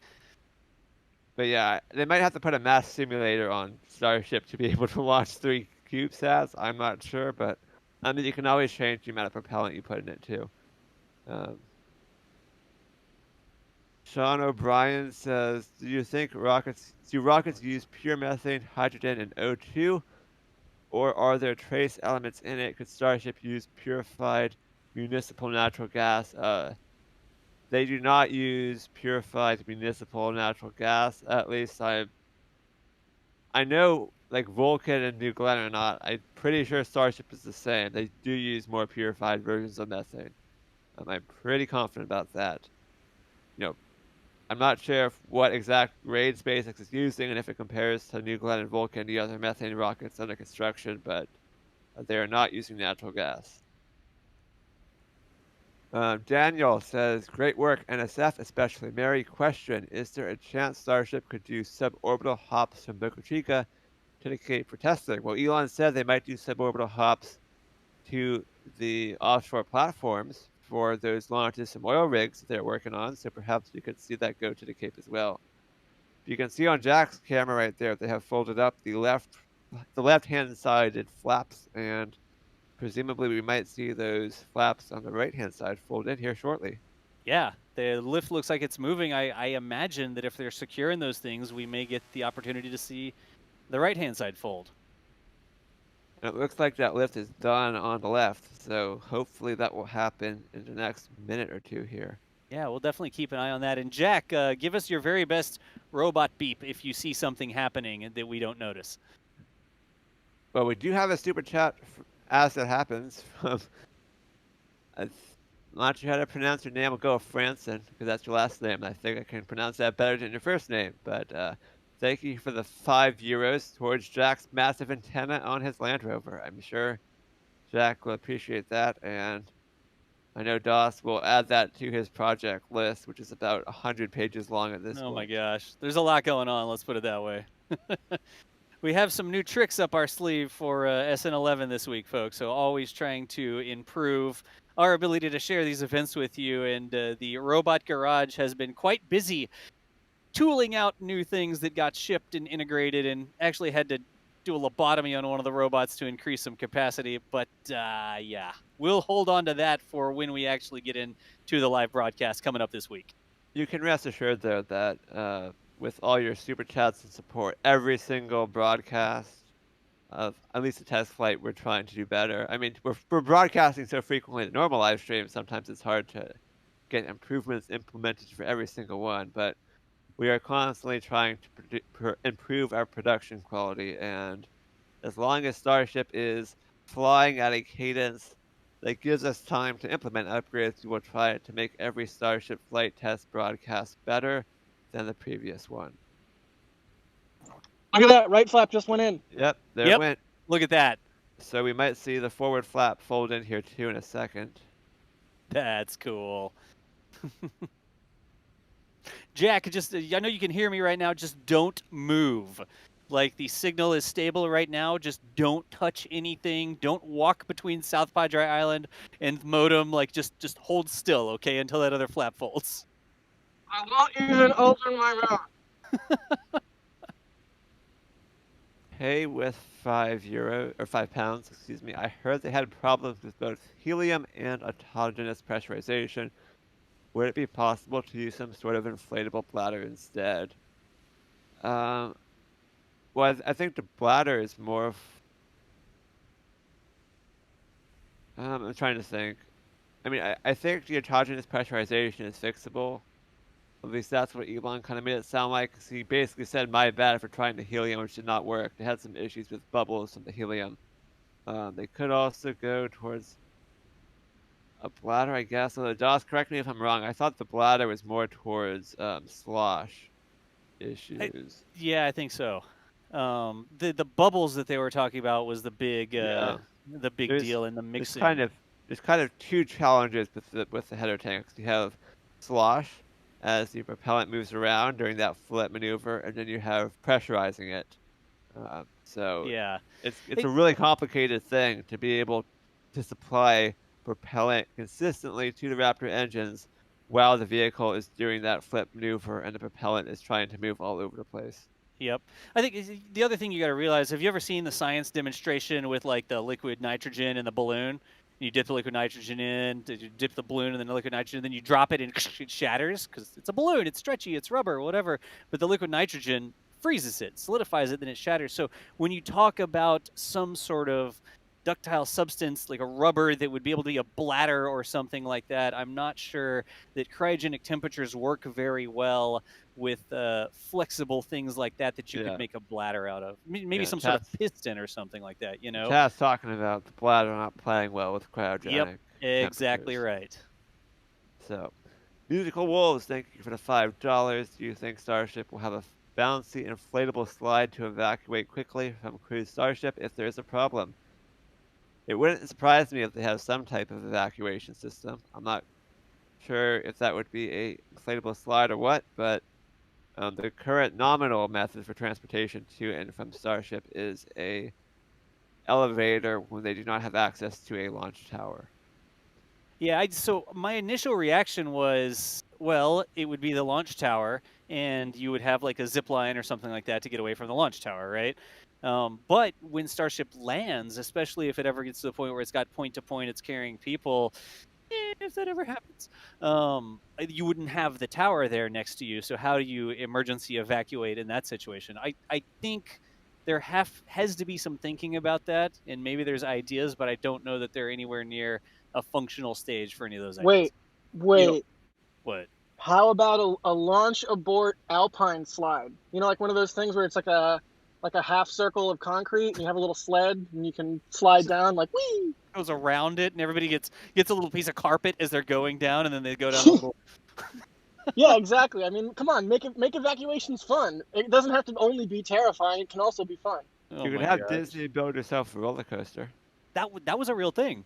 Yep, that was a real thing that happened. Well, it Yeah. didn't happen, but it was a real Well, thing that was a plan at one point, yeah. like a serious plan, until They the were- rocket got canceled, thankfully. They were Hot take. seriously looking at building an emergency escape system from one of the pads at the Cape using a roller coaster system, and they were consulting with companies that build roller coasters for theme parks. So Yeah, that's not a joke.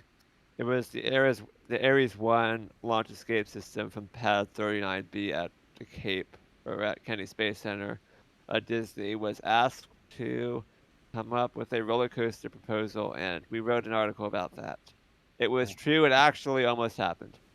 The best Until- part is if Disney did it, they would have to do it like sponsored, like you know how RCA sponsored Space Mountain or something. It would be like the launch abort space escape system sponsored by Costco or some weird corporate donut. It'd be hilarious. Save your life and get a cheap deal on pizzas. I don't know. I have a feeling that they are going to troll us with this last flap, so let's go over to the side by... Oh, rookie mistake. Look at that. The line moved. I'll fix it. Hang on. I know the guy who's in charge of not messing this stuff up. That Anyway. darn line. We'll leave it this way, because Mary's got... just looks like a stockyard filled with stainless steel rings there. So we were talking. Ridiculous. We're talking about though that ground support equipment tanks that are being built for the orbital launch site, and I'm not sure how many of those tanks are ground support equipment tanks and how many of those tanks are Starship or Super Heavy tanks. Maybe Jack or Mary have a better idea because they are actually on the ground, but lots and lots of stainless steel being built in Boca Chica.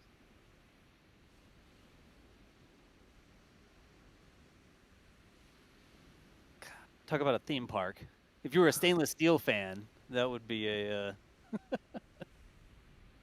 an interesting place. I mean, I think across the board it'd be an interesting thing to visit. I keep looking. You see the person walking on the ground, not in the lower left, but over in the right, like way out there, actually at the test site. Gives you a good sense of scale. It really does. It gives you a good sense of scale. Yeah. And if you're a stainless steel fan, I mean, yeah, stainless steel is all good and well, but bro, tungsten, bro. What? You can also see some flaps in the foreground there on Mary's camera. At least I think that's what that is. On Where? the ground. On On the the ground. ground. Yeah, up. wrapped in that white plastic. Yeah. Yeah, those are totally flaps. No kidding. Like flaps that have just been produced elsewhere and then arrived, like shipped here. Yeah.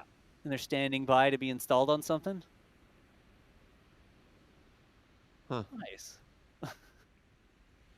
Again, folks, we're just hanging out. We're doing our NASA Spaceflight live show. We do this every Saturday, just answering some questions, talking about what's going on. Sometimes we do like presentation talk show mode with cameras and faces and stuff. And this week, because we're basically all hands on deck, to cover SN11's potential upcoming test flight. We figured we would just do a Boca Chica update to look at all sorts of different cool things. Jack's out there, Mary's out there. Jack's on the right-hand side running that camera. Mary's on the left-hand side over at the production site. It's fantastic to have multiple team members out there so we can just literally hop all over Boca Chica, showing all the different cool things that are going on. And it's a Saturday. It's Saturday at 3:30 right now, and look at how busy this place is. It's crazy. I cannot believe. I know I've already said this, but I cannot believe how much action we've seen in just our 90-minute live stream. Yeah. I'm telling you, the SpaceX folks who control that Starship are watching the stream. Maybe they're just listening in like podcast mode, like audio only, but they are not going to fold that flap because they know we're watching. The troll media. Oh no! Look, wait. Did they just get on the lift? They're probably going to tie down that aft flap first. Yeah, I think. Mark Yeah, the is lift's out. moving. Oh yeah, look at that. So I mean, it's going to go for the aft flap first because that's what's folded in. I'm not sure if they're going to wait to fold the forward flap in until the aft flap is tied down or what. But Marco, thank you for the €5. Right now, no, we don't have any plans to live stream Phobos and Deimos. We're kind of in secured areas at ports. It's not like Port Canaveral, where there's restaurants right next to the port and it's like a tourist destination. So kind of a hard place to access. Yeah, if there's something specific going on, we could roll out a remote like we did with Brady and the Arrival. Like if we get wind that one of them is going to be moving out or something like that. But a daily full-time camera there, especially with port operations, that's sort of a specific thing that you do have to be respectful of when you're talking about port operations, you know? We also don't know if Deimos is going to be permanently there. It sounds like, at least on the port schedule for Pascagoula, it is supposed to leave in June. So I don't know if that's really going to be a place it's at for much longer. Yeah. Random person, thank you for the $5. Multiple chamber engines are considered one engine because it only has one turbopump, like the RD-180. Would that mean that Raptor is two engines, full flow? Well, I mean, the turbopumps themselves are sort of kind of like a rocket engine, I guess. Or the pre-burners, not the turbopumps. Yeah, the pre-burners that power the turbopumps are basically small rocket engines. So you could theoretically argue that each Raptor engine has two small rocket engines inside of it. But I mean, obviously, the terminology that we're using is we are referring to the full Raptor engine as one thing. So, I mean, you can kind of think of the pre-burners as small rocket engines, though. And if you don't know what the pre-burner is, the pre-burner is what turns the turbopump that pumps all the propellant into the combustion chamber at a high rate of speed so that the Raptor engine can burn a lot of propellant very quickly. But finally, Andrew is the last super chat or membership in our queue. So thank you so much, Andrew. And I don't know how much longer we want to go, Doss, but I can continue going through questions for a couple more minutes if you want. Yeah, whatever we want to do. I mean, I think it's up to the people in the field for sure. Jack and Mary, there's a lot of stuff going on, and sometimes when we have them do these live sets like this, it's an opportunity cost. Like, is there something else going on and they need to move and go get video of that? So I don't want them to miss anything. But Jack and Mary, definitely give us some feedback. Like, are y'all ready to move around, or do we need to go start uploading footage? We are just hanging out watching what's going on here. And you can see they've got that lift down there on the right-hand side looking like they're about to secure that bottom flap, the aft flap on SN11. Yep. So, yeah, you got it. Yeah. I don't speak for Mary, of course, but I'm hanging out.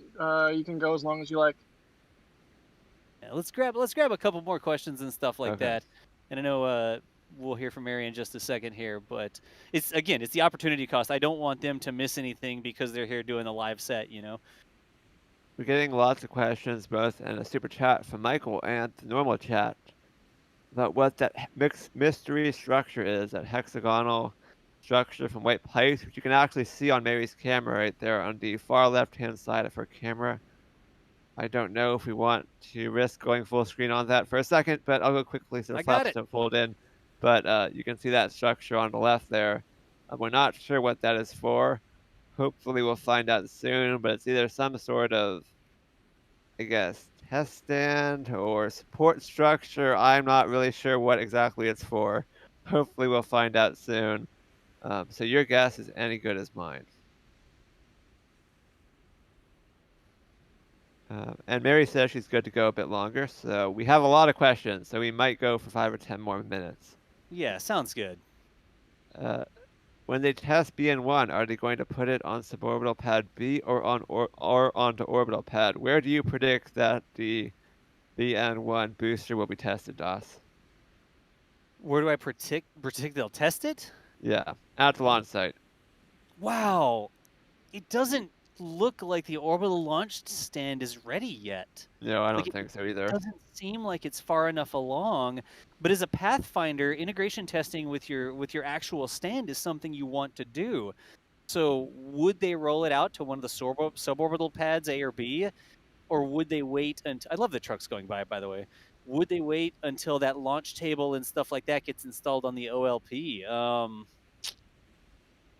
Would they move it between the two? We know it's not going to fly, and I just don't see the benefit of stacking it on the suborbital pads unless the ground service infrastructure, the connections, the quick disconnects at the suborbital pads are exactly the same as the orbital pad, and you could get some sort of use out of testing your GSE quick disconnects and fitment and that sort of stuff by stacking BN1 on the suborbital pad. I don't know. They might also just want to cryo-proof it and see if the tank structure itself is sound. Yep. We saw what happened with the early Starship prototypes. They were failing to cryogenic proof test like crazy, so. Yeah.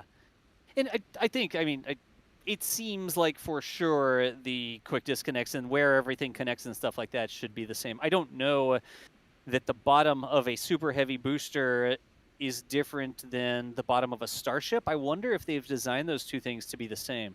We know about the sort of tail-to-tail fueling that we've seen envisioned, where you got two starships and they sort of match up, so you can do that. But I wondered the differences between the bottom of a super heavy booster and the bottom of a Starship from a ground support equipment perspective. Just a lift carrying a thing of nitrogen or something going by.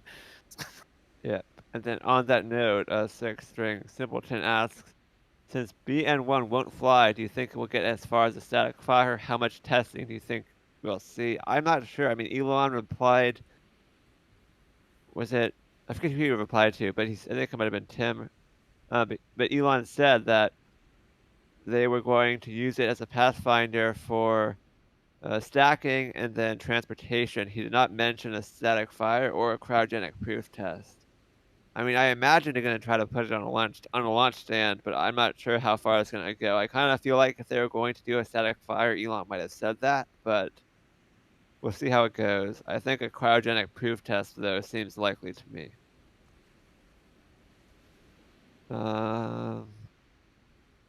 Maybe a couple more questions. We're still waiting to see that flap fold in, by the way. Keep checking, but yeah, still tying down that aft flap on the right. How on earth are they going to stack the flappy ear bit on the top of Super Heavy booster? So I think you're saying how are they going to stack Starship on top of Super Heavy? the flappy ear bit, nice. There's going to be a huge launch tower. I think Gene from South Padre said it's going to be the tallest building in South Texas, which I do not doubt. But there's going to be a very, very tall structure at the orbital launch site, which will be used to lift the Super Heavy, or the Starship on top of the Super Heavy. So there will be a crane on top of that structure that will be quite impressive to see once that's built. And Mary is zooming in now on that barrel section, it looks like. You can see the little label that they've got on it, Yeah. the blue painter's tape with a piece of paper. So lots of barrels in production, as you can see.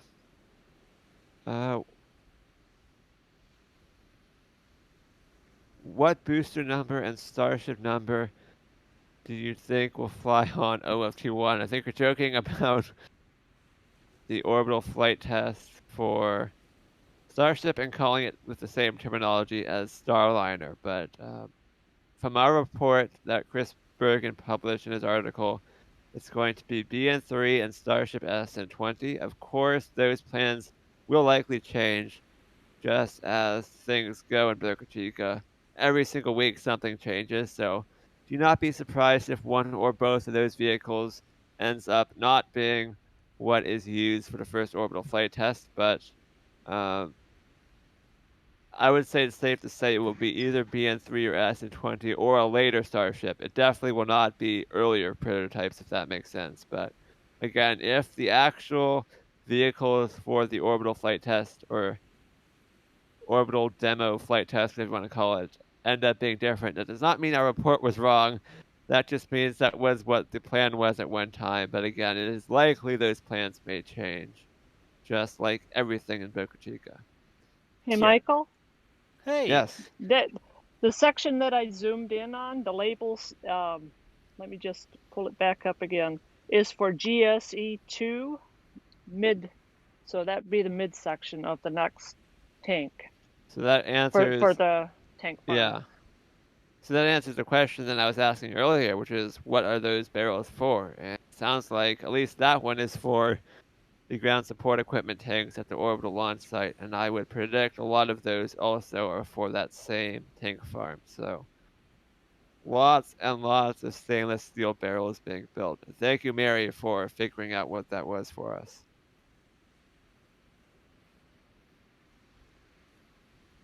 But with that, should we maybe start winding this down, Doss? I don't know if we want to take any more questions or what. Potentially. I mean, we could answer questions for 5 hours based on the rate I'm getting, but We always could. We could literally sit here all day long and just watch what's going on at Boca Chica. In fact, that's what happens just about every day because Mary and now Jack out there helping as well, pulling in those videos for the daily updates. So if you haven't yet followed the channel here, every single day we do at least one video from Boca Chica, and you can see here's what they were working on, here's what they were stacking, sort of these sorts of live views. These cameras are live right now, but we get recorded video and we put that into a quick little, it's like a 12, 15-minute update. There's no narration or anything like that. It's just cool views of what's going on. There's some nature sounds. It's almost the sort of thing you could just sort of put on and veg out to, I guess. So if you haven't yet followed the channel, make sure you click on the subscribe thing down there and turn on the notifications. You'll see when those videos come out. But we literally could stay here live forever. I know both those broadcast units have like 8 to 10 hours of battery on hand, probably more for both of them, but I don't think NSF Live should be 8 to 10 hours long. It's more of one of our stakeout. 8 to 10 hours. 8 to 10 hours. Let's go to the last flap folds. Last flap folds. Last flap folds. We should do one of those. No, we shouldn't. We're not doing that. Anyways, one of the things like, oh, well, every super chat extends the stream for another 10 seconds. Did you see that on the news? Like, I won't stop the stream as long as there's like, come on. That would be kind of fun, honestly. I mean, I don't know if I have like a masochistic side or what, but like, I do want to do like a desert bus kind of stream or something. Like, I would just stream Desert Bus if I could. That'd be awesome. If you don't know, it's a game where it's a game made by Penn and Teller where literally you drive for 6 hours on a nothing road, and if you go off the road, you have to start from the beginning again, and nothing happens, and it's just 6 hours of driving in game form. I don't know. It would be cool to do like a 24-hour telethon kind of thing. If we ever had something that we wanted to raise a lot of money for, we could do like a 24-hour telethon and be like, just really ham it up and be like, do it like NPR would or like PBS would or something. Like that would be kind of fun, just in a jokey way. Jack, did we get your camera back online? Yeah, it should be. Okay, I think right now. Let me have a look. Chat is chanting last flap folds after what Jack just said, so you might have put us in trouble, Jack. Stand by for a second here. We're gonna have to hiccup Jack's feed. Just 1 second. I'm having. I can wiggle my camera to prove it's live if you want. It's not live, Jack. Don't wiggle it. I have to recycle. Oh, shush. Why'd you? Shush, you're giving away our secrets. Because it wouldn't have wiggled. It was live, Doss. Was it? Yes. I just went back and checked. Oh, good. Okay, well, now it's live for There's sure. a guy 'cause we're walking. recording. Yeah. Okay, we're Yeah. good. Yeah, okay. All right, good. Excellent. Anyways, I don't know if they're going to fold that last flap or not. I mean, personally, I could hang out here forever. I It's like going to be sitting the here most doing this. exciting thing you've ever seen when it happens, I can guarantee you. We did not see any other flaps move today, so. Oh, brother. Last flap folds. Last flap folds. Kieran, thank you for the $5. You will keep us going for 10 more seconds. I'm just kidding.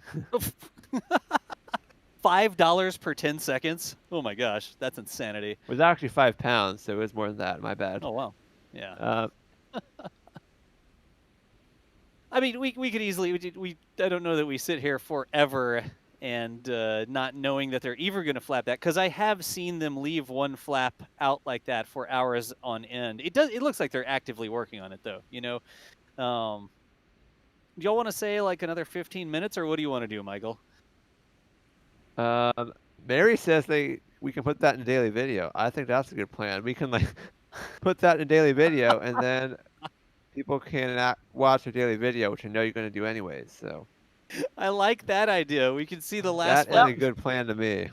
If you I want like I've been converted. That's a good idea. That's a good idea. So, folks, if you want to see that last flap fold, make sure you tune in to today's daily video, which will be coming up here after Jack or whoever edits it, and everything gets uploaded. Jack, do you know who's editing today? Are you doing today's or Brady? Brady. All right, good deal. So we've got to get Brady's on today. Sorry, Brady's a lot of on cars today. going by. All good, dude. So Brady's on today's edit. Brady Keniston here, one of our awesome editors. And both Jack and Mary have to get the footage off of their camera memory cards and get it up into the cloud where Brady can grab a hold of it and edit it so y'all can get your little 15 minutes of Starship every day. But that sounds like a good plan to me. Hanging out for or standing by for that daily video to come out. It usually drops in the evenings here, folks, pretty late. And if not, you'll see it first thing in the morning when you wake up. Did we miss anything, Michael? I mean, let's do a real quick recap for the plan for next week, I guess. Yeah, so our next live stream should be Monday for the static fire test of Starship SN11. And based on temporary flight restrictions, the test flight could be as early as Tuesday, although that would be quite a fast turnaround from the static fire, so don't be surprised if that slips to Wednesday or Thursday, but early next week for the static fire, and we'll see how it goes from there. Yeah, sounds good. So, folks, again, make sure you're here on the channel. You know how to get back to it. We will be looking to do all the same sort of coverage for Starship SN11, whatever it does this week. You know how it is. Things slip and things move, and it's an experimental program and all that sort of stuff. But whenever it happens, the NASA Spaceflight team will be here covering it again. Out there in the field today, we had Mary, Boca Chica gal. She was rolling out the close-up cameras over at the production site, or over at the test site, and then over at the production site. Here's her camera real quick. Michael, if you could wrangle our overlay. Make sure, if you want to stay up with what's happening with Starship development out there at Boca Chica, make sure you're following Mary on Twitter. She's at Boca Chica gal. One of the mods, get a link to Mary's Twitter in there. There, thank you, Marto. Spam that in there a couple times.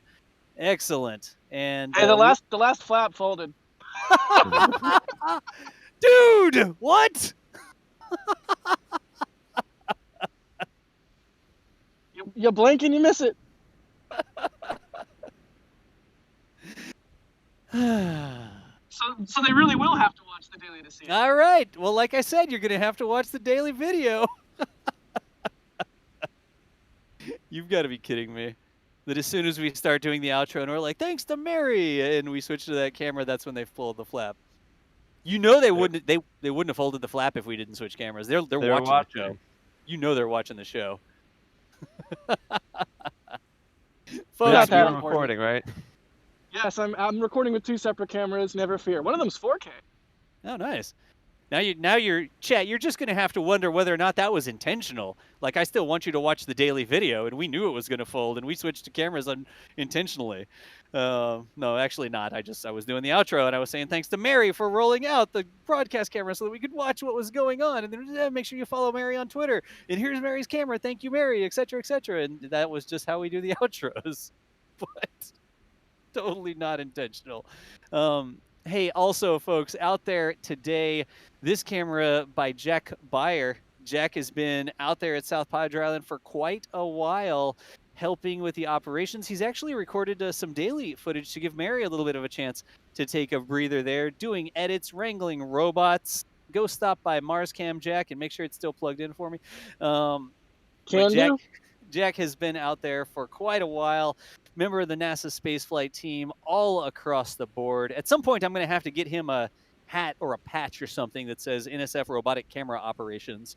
And robot herder or something robot like that. herder. Yeah. There you go. I love it, and all in the service of trying to match Mary's dedication and being out every day and shooting all the dailies and documenting what's going on, and in service of our viewers and supporters and subscribers' support. We gotta really keep pumping out the hits here. So happy to help get Marscam and all the robots running, and thank you to everybody that likes and subscribes to the videos and watches the videos, and all of our members. Thank you so much. All of my patrons on Patreon, thank you so much. We're just going to keep firing on all cylinders here. Just keep our foot mashed to the gas pedal, and hopefully SN11 flies next week. Absolutely. So again, y'all, Jack there, he is at the Jack Beyer on Twitter. Mods, toss a link in there. When I say toss a link, like spam it like 3 times or something like that, because sometimes it's hard to click when it's scrolling. But if you make like a little wall of links, it's easier to click on. But make sure and if you want like a phone background or like a download or something of some of the photos from today with the flaps extended, follow me on Patreon, and downloads are available. There you go. It's like, Marto, let me show you how to do this. Hang on. I'm gonna show our mod how to do this. Watch. So when we say put a link in chat, go like this. There you go. Follow Jack on Twitter. Yeah, Marto got one in the middle there. Thank you. So folks, make sure you toss them. I mean, I am unapologetically going to spam links in like that because it makes them easier to click. Jack, thank you for being out there. Mary, thank you for being out there as well. There you go. Yeah, I was gonna say, spam in a whole bunch for Mary as well. Yep. Also, we had back in the studio Michael Baylor. Michael, thanks for the support here. Wouldn't have wanted to do it without you. No problem. Glad to help out, and thank you so much, Jack and Mary, for these amazing views. We're just me and Doss just doing the easy commentary, but Mary and Jack are out there in the field, getting us these spectacular shots of Starship and the production site. Yep. You know what they say, Michael? It takes a team to shoot a ship. I'm out. Let's end. Quick, end it. All right, quick, cut his mic. Anyways, folks, hey, here from the NASA Spaceflight live stream control, my name is John Galloway. If you're watching over on Twitch, you may know me as Das, streamed over there for a long time under that name. But that is going to bring us to the end of today's NASA Spaceflight Live. Do these every Saturday. This week did that Starship update, talking about what's going on with Starship SN11 and the other things out there at SpaceX Boca Chica, that orbital launch platform and ground service equipment area that they're working on, things at the production site, BN1 up in the high bay, all of the different things that are happening. That's what we do here at NASA Spaceflight. We love to share these experiences with you so that space fans all over the world can get excited about what is being accomplished and what we're going to be seeing in the future. For now, like I said, make sure if you like the channel and you want to be able to get back to it, you know the drill. Click on something, subscribe, turn on notifications. Hey, our primary Twitter channel is at NASA Spaceflight. Mods, go for it. At NASA Spaceflight. If you never want to miss a live stream, sometimes the YouTube notifications are a little flaky. Make sure you follow at NASA Spaceflight on Twitter, because it's hard for us to go live without the boss telling everybody about it. So that's a good way that you can make sure you never miss what we're doing. But every time we go live, we've got something that we want to share with you that we think is going to be interesting to see, and we are so glad that y'all show up every single time we click the button that turns on the stream. Like I said, for now, that's the end of today's NASA Spaceflight Live. NASA Spaceflight team signing off, and we will see you nerds later.